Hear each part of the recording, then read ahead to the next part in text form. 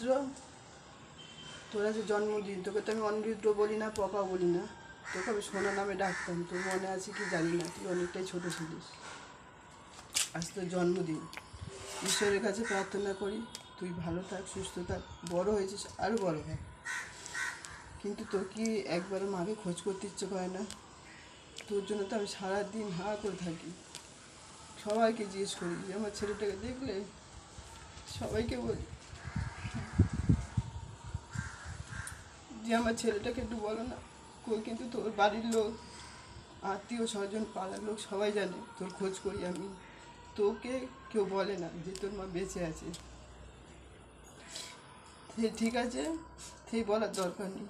তোর যদি ইচ্ছা হয় তোর মাকে খোঁজ করার, তুই আমাকে মেসেজ পাঠাস, আমি মেসেজ দেখে তোর সঙ্গে আমি দেখা করব। আর আরেকটা অনুরোধ, অনিরুদ্ধের বন্ধুদেরকে আমি জোরহাত করে বলছি, তোমরা চাইলে ওর মার সন্তান মাকে ফিরিয়ে দাও। আমার অবস্থা ভালো না, কবে আছি কবে নেই।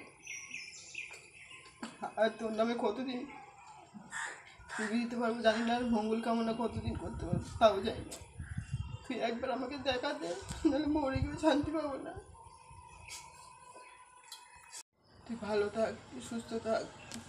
মানুষের মতন মানুষ হচ্ছে সবাই বলে, শুনে আমার খুব গর্ব হয় যে তুই আজকের দিনে আমার কাছে এসেছিলিস। সেই দিনটাও ছিল বৃহস্পতিবার, আজকেও ছিল বৃহস্পতিবার, সেইটা ছিল দুপুরবেলা।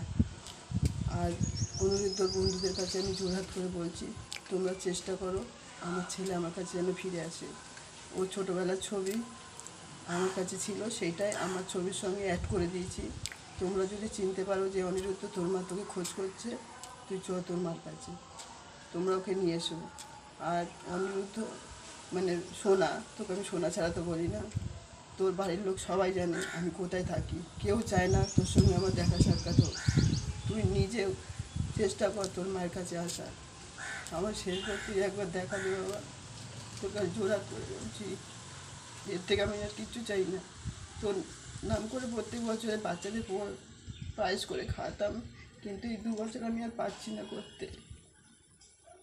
ওই জন্য শুধু পুজোটা দিয়ে তোর মঙ্গল কামনা করার জন্য, আর কিছু না। কারণ তোকে তো আমি জন্ম দিয়েছি, তোর ক্ষতি আমি চাইবো না, আর কিছু বলতে চাই না।